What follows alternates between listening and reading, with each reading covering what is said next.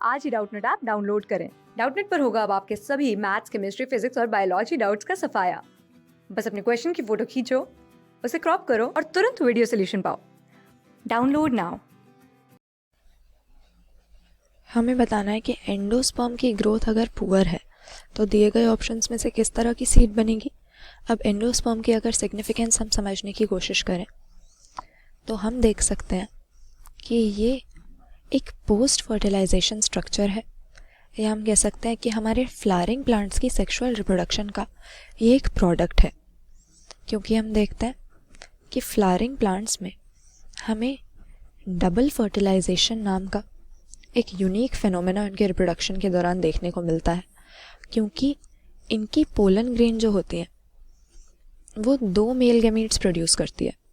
तो एक male gamete तो हमारा जो फीमेल गैमीट है, एग है, इसके साथ फ्यूज़ करता है, इसके साथ सिनगेमी करता है और सिनगेमी करके ये बना देता है जाइगोट, जो कि आगे जाके मल्टीपल सेल डिविजन्स करेगा और एम्ब्रियो या यंग प्लांट की फॉर्मेशन कर देगा सीड के अंदर। लेकिन दूसरा जो मेल गैमीट है वो मिल जाता है एम्ब्रियो सैक के सेंट्रल सेल के पोलर न्यूक्लियाई के साथ।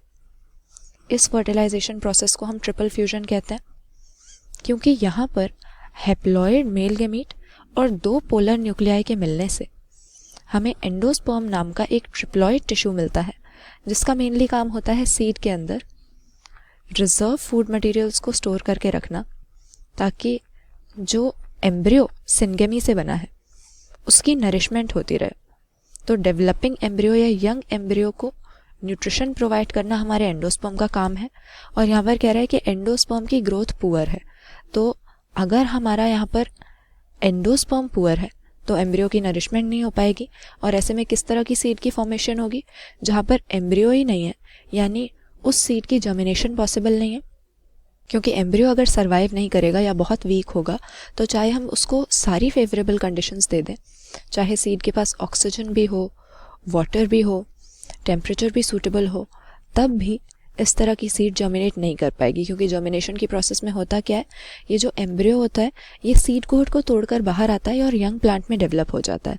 लेकिन अगर एम्ब्रियो के लिए नरिशमेंट के लिए एंडोस्पर्म ही नहीं है, पुअर है, तो सीड की जर्मिनेशन पॉसिबल नहीं होगी। तो ऐसे में वायबल सीड हम नहीं कहेंगे। वायबल का मतलब यही होता है कि जो जर्मिनेट ना कर पाए, जर्मिनेटिंग सीड। और डोरमेंट सीड भी नहीं कहेंगे।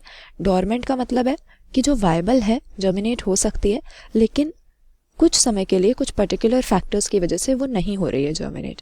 यहाँ पर नॉन वायबल सीड हम कह देंगे, क्योंकि जो डेवलपिंग एम्ब्रियो है उसके पास यहाँ पर नरिशमेंट का सोर्स ही नहीं है, इसीलिए ये सीड जर्मिनेट नहीं हो पाएगी, ये वायबल नहीं है। क्लास 6 से 12 से लेके नीट, IIT, JEE मेंस और एडवांस के लेवल तक 10 मिलियन से ज्यादा स्टूडेंट्स का भरोसा। आज ही डाउनलोड करें डाउटनेट ऐप या व्हाट्सएप कीजिए अपने डाउट्स 8400 400 400 पर।